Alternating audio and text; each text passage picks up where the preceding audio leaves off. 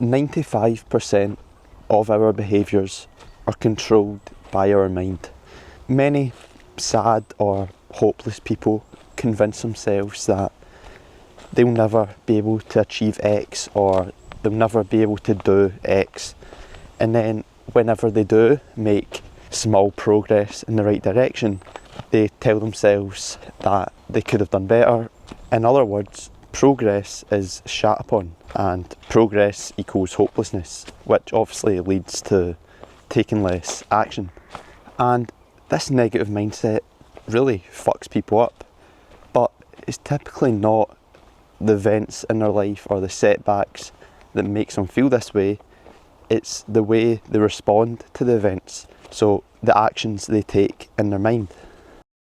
The thing is, most battles with in real life problems happen in the mind. For example, say someone's struggling with low mood and they decide to start going to a gym. They might tell themselves, what's the point?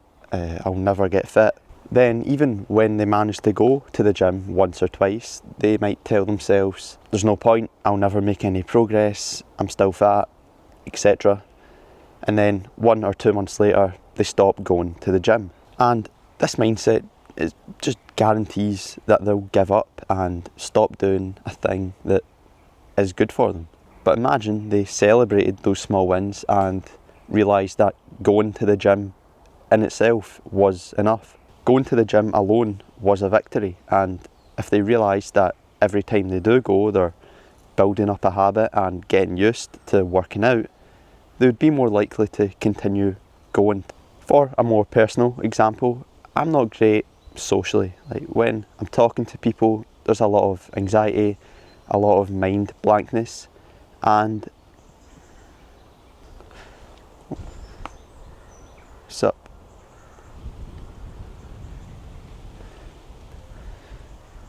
anyway, so yeah, a lot of anxiety, a lot of mind blankness, and throughout the years I've taken small steps to improve this.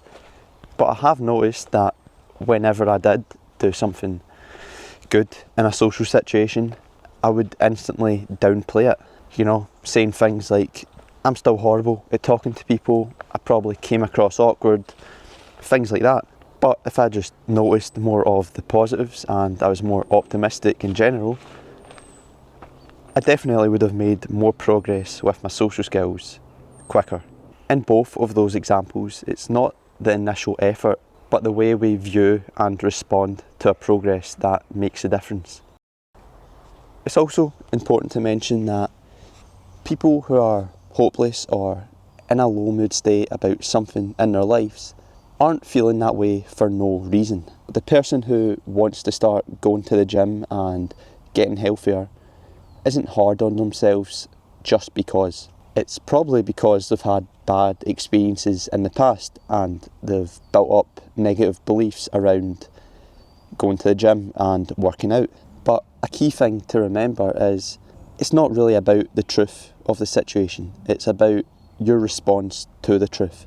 So whatever problem you're currently dealing with, it's maybe not entirely your fault. If you feel a way about something, you feel that way for a reason. But when you're trying to make progress, it's important to remember that it's not really about the truth, it's about how you're responding to the truth. I also feel like a lot of people know what's good for them, what makes them happy, and what steps they need to take in life. Yet we still make choices despite knowing all that.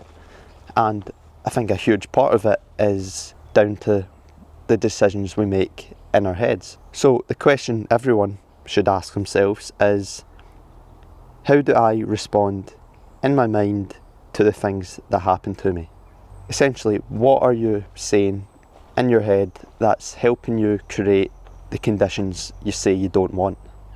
And just to double down on what I said in the beginning, 95% of your behaviours, 95% of the actions you take in life are controlled by your mind. So the next time you're trying to make a decision or you're dealing with a problem, pay attention to your mental actions. What are you saying in your mind when you do something good or do something bad? Is it helping you? Is it not?